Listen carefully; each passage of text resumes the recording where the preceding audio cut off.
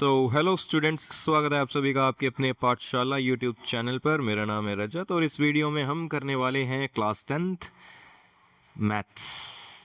Okay, chapter चल रहा है हमारा रियल नंबर। ठीक है, फर्स्ट एक्सरसाइज हम स्टार्ट करेंगे। उससे पहले हम कुछ एग्जांपल्स देख लें। इससे पहले वाली दो वीडियोस में ऑलरेडी अपलोड कर चुका हूं जिसमें हमने कुछ बेसिक्स सीखे थे, है ना। वो क्या बेसिक्स थे? एक तो थी फंडामेंटल थ्योरम ऑफ अरिथमेटिक और दूसरा था हमने basics of LCM and HCF देखा था। ठीक है, तो अगर आपने वो वीडियो नहीं देखी तो बेसिक्स क्लियर करने के बाद ही आपको ये ज़्यादा अच्छे से समझ में आएगा। तो पहले वो वीडियो देखो और फिर आगे बढ़ेंगे। ठीक है, तो चलिए शुरू करते हैं।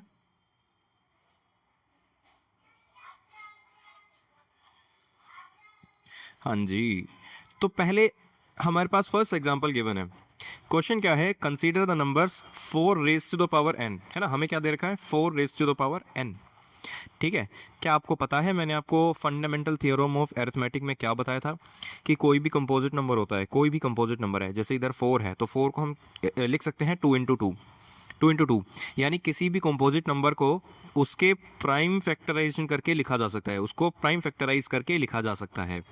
ठीक है, और हर एक नंबर के लिए, यानी हर एक कंपोजिट नंबर के लिए ये जो प्राइम फैक्टराइजेशन होगी ये यूनिक होगी, है ना। जैसे 6 है तो 6 का 2 इंटू 3 होगा, ना कि 2 इंटू 2।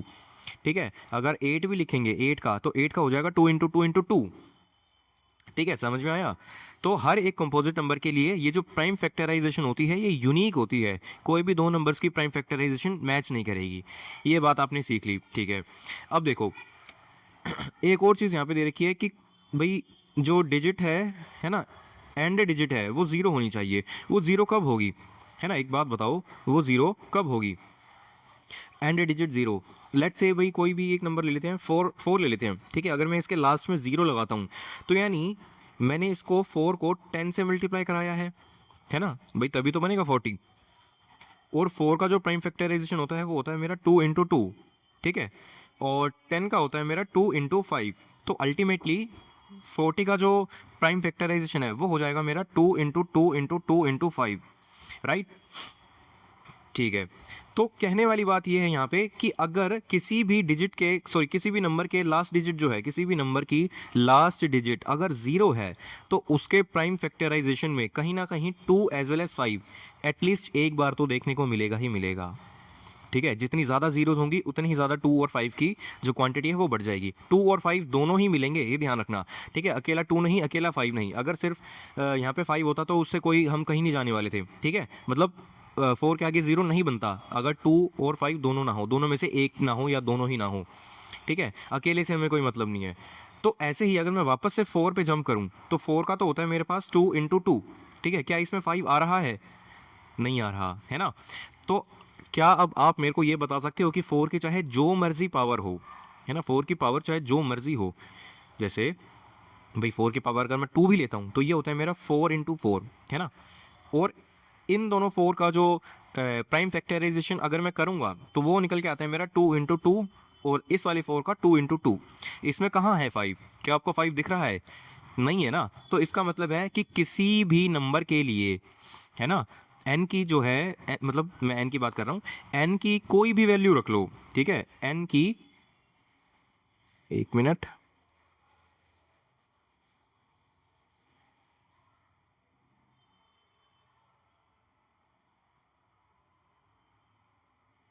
ठीक है, एन की कोई भी वैल्यू रख लो, चाहे 1 से लेके तुम इन्फिनिटी तक चले जाओ। 4 की पावर एन के लिए कोई भी ऐसा नंबर नहीं है, मतलब एन के लिए कोई भी ऐसा नंबर नहीं है, एन की वैल्यू कोई ऐसी नहीं है जिस पर 4 raise to the power n end करे ज़ीरो पर, ज़ीरो। ठीक है, ऐसा क्यों? ये मैंने जस्ट अभी आपको करके बताया इस वाले स्टेप में कि अगर 4 की पावर 3 भी होती मान लेते हैं तो 4 इंटू 4 होता, है ना। तो इसका प्राइम फैक्टराइजेशन भी अगर हम करें तो वो होता है हमारा 2 इंटू 2 इंटू 2 इंटू 2 इंटू 2, है ना। जितनी भी बार है वो सिर्फ 2 है, लेकिन जीरो पे एंड करने के लिए हमें एक, कम से कम एक 5 और एक 2 तो चाहिए ही चाहिए। ठीक है, 2 तो हमारे पास है लेकिन 5 नहीं है। तो इसका मतलब ये हुआ कि ये जो क्वेश्चन है इसका आंसर कैसे बनेगा, कैसे बन सकता है? इसका आंसर बन सकता है if the number 4n 4 raise to the power n for any n any कोई भी वैल्यू हो सकती है, were to end with digit 0, अगर कोई भी ऐसी वैल्यू होती, ठीक है, तो उसके प्राइम फैक्टराइजेशन में कहीं ना कहीं 5 आता। जो भी हमने यहाँ पे सीखा वही बात यहाँ पे आंसर में रिपीट करी गई है। अगर आपको फिर भी कोई भी हल्का सा भी डाउट होता है तो आप कमेंट करके हमें बिल्कुल बता सकते हैं, ठीक है, किसी भी स्टेप में, किसी भी कहीं पे भी, ठीक है। तो ठीक है, देखो दोबारा देखते हैं।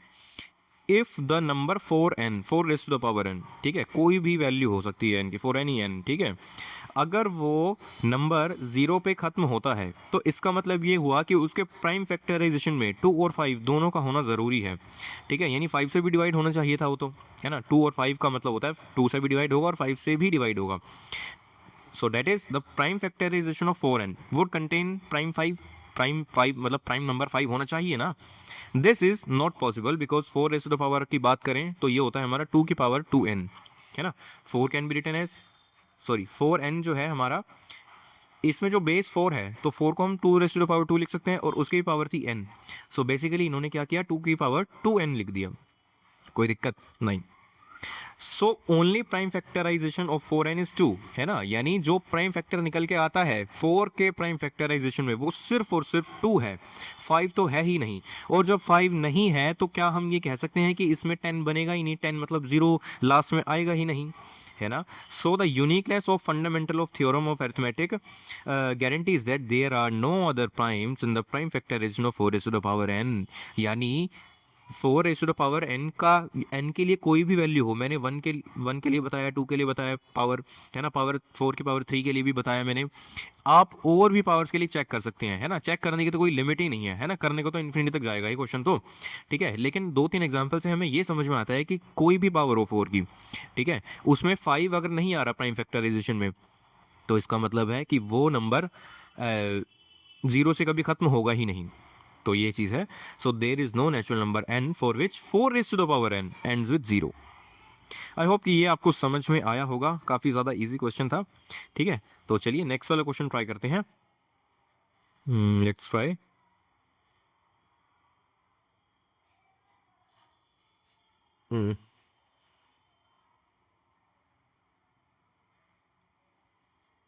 ऑलराइट, सो नेक्स्ट क्वेश्चन में हमें गिवन है find the LCM and HCF of 6 and 20 by prime factorization method.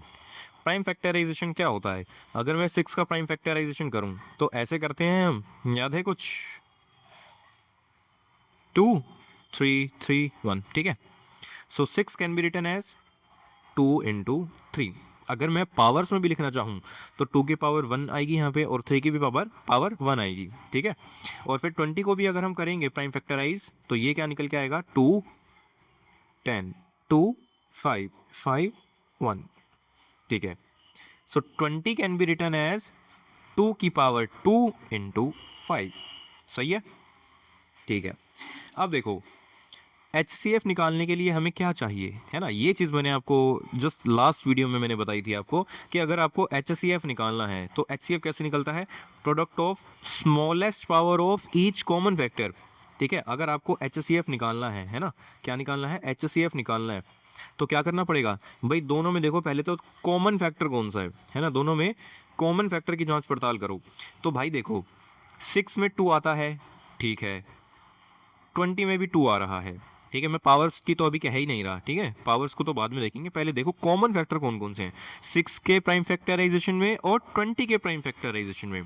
तो आप कहेंगे कि भाई 6 में 2 आ रहा है और 20 में भी 2 आ रहा है, ठीक है, तो 2 लिखो। क्या और कुछ कॉमन है भाई, देखो 6 में 3 आ रहा है, क्या 20 में आ रहा है 3, नहीं। 20 में 5 आ रहा है ना, क्या 6 में आ रहा है 5, नहीं आ रहा, ठीक है। तो 5 या 3 को हम लिखेंगे भी नहीं भाई, कॉमन तो सिर्फ 2 ही है। अच्छा अब एक चीज़ और, 6 और 20 में 2 आ रहा है और दोनों में पावर किसकी छोटी है, 6 वाले 2 की पावर छोटी है या 20 वाले 2 की पावर छोटी है। आप कहोगे कि भाई 6 में पावर छोटी है क्योंकि 2 की पावर 1 ही है 6 के प्राइम फैक्टराइजेशन में और 20 में पावर है 2, ठीक है। तो मैंने तो भाई छोटी पावर बोली थी करने के लिए, है ना, तो 2 की पावर 1 लिखोगे क्योंकि छोटी पावर लेनी है विच इज़ अगेन 2 ही होता है, तो HCF निकल के आ गया हमारा 2, ठीक है। LCM की बात करते हैं, LCM एलसीएम, ठीक है। एलसीएम में क्या होता है, सारे फैक्टर लिख लो, कोई कॉमन नहीं, कोई कुछ नहीं, सारे लिख लो। भाई एक फैक्टर है 2, है ना, एक फैक्टर है 3 और एक फैक्टर है 5, सही है, ठीक है। सो भाई 6 के फैक्टर थे 2 × 3 और 20 के फैक्टर थे 2 और 5, ठीक है। मैंने पावर्स को इंक्लूड नहीं किया अभी, बस देख लो 2 और 5 थे। सो 2 3 5 ये 3 फैक्टर्स मेरे को निकल के आते हैं, इसमें कोई कॉमन नहीं देखना, कोई कुछ नहीं देखना, समझ में आया। तीनों फैक्टर, तीनों की तीनों फैक्टर्स लिख लो, ठीक है। अब लिख लिए तो देखो भाई पावर किसकी बड़ी है, 2 की पावर सबसे बड़ी कौन सी है, 2 की पावर 1 है इधर और 2 की पावर 2 है इधर। सो बड़ी कौन सी है, 2 की पावर 2 विच इज़ 20 में आता है ये वाला, ठीक है। 3 की पावर देखते हैं, 3 की पावर सबसे बड़ी कौन सी है, भाई 3 की पावर 1 ही है, तो यहाँ पे 1 लगा दो, या नहीं भी लगाओगे तो चलेगा, 1 नहीं लगे, 1 नहीं भी लगाओगे तो चलेगा, ठीक है। और ऐसे ही अगर हम 5 की बात करते हैं तो 5 की बड़ी पावर कौन सी है, आप कहोगे 5 की पावर बड़ी 1 ही है, तो ये इसका एलसीएम हो जाएगा।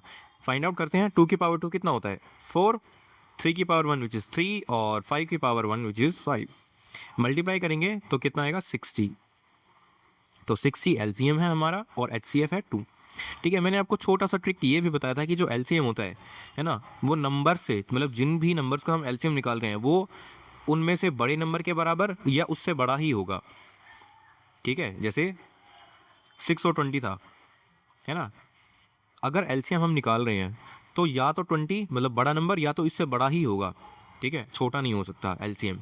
और एचसीएफ की बात करें वो होगा या तो छोटे नंबर के बराबर या तो उससे भी छोटा ही होगा, बड़ा नहीं हो सकता एचसीएफ, ठीक है। तो कंफ्यूज ना होना कि एचसीएफ हाईएस्ट होता तो बड़ा होगा, लो एलसीएम लोएस्ट कॉमन मल्टीपल होता है तो वही वो छोटा ही होगा ना, ऐसा नहीं होता, ठीक है। मैंने आपको लास्ट वीडियो में बहुत अच्छे से बताया था एलसीएम का और एचसीएफ का मतलब, ठीक है। तो चलिए नेक्स्ट क्वेश्चन पे बढ़ते हैं। क्वेश्चन नंबर 3 है हमारा, ठीक है, एग्जाम्पल नंबर 3 है बल्कि, ऑल राइट, ठीक है। हमें इसमें क्या निकालना है, हमें इसमें निकालना है एचसीएफ निकालना है 96 का और 404 का बाय प्राइम फैक्टराइजेशन मेथड निकालते हैं, ठीक है। सो 2 से करेंगे तो 2 4 8 एंड 2 8 16 एंड 2 2 4 2 1 2 2 6 2 3 3 1, ठीक है। So 96 can be written as 2 into 2 into 2 into 2 into 2 into 3, 1 2 3 4 5 1 2 3 4 5, ठीक है। एंड here we have 404,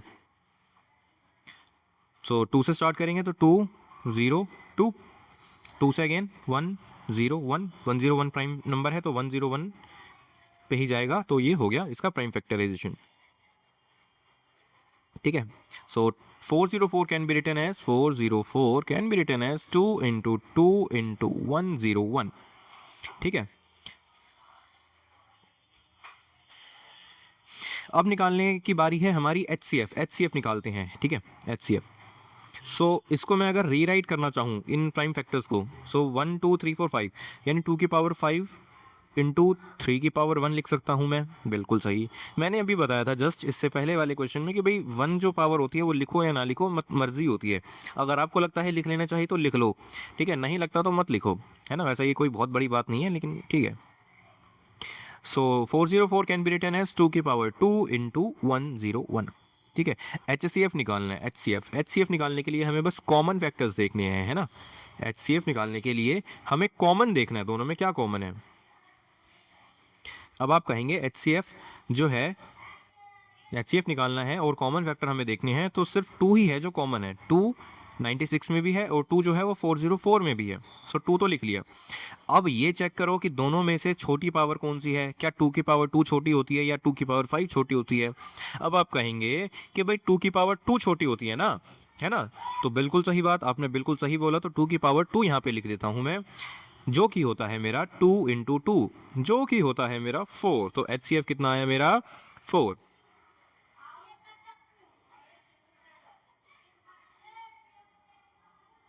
ठीक है। और कुछ भी निकालना था क्या, hence find their LCM, LCM निकालना है, चलो एलसीएम भी निकाल लेते हैं। Just a second.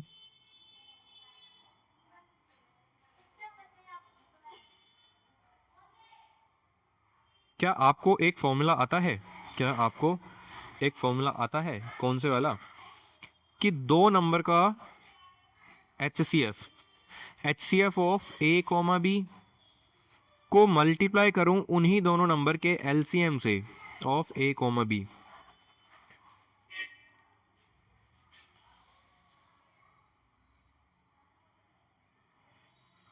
ठीक है, ये बराबर होगा product of a into b, है ना, या फिर ए इंटू बी लिख लेते हैं सिंपली। समझ में आया? तो ये क्या लिखा है मैंने? ये लिखा है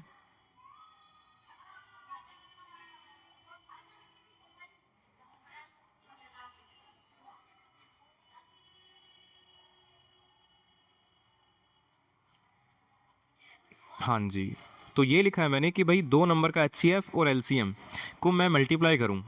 ठीक है, तो जो प्रोडक्ट होगा ना उन्हीं नंबर का, एलसीएम और एचसीएफ का जो मल्टीप्लिकेशन है वो उन्हीं दोनों नंबर के प्रोडक्ट के बराबर आएगा।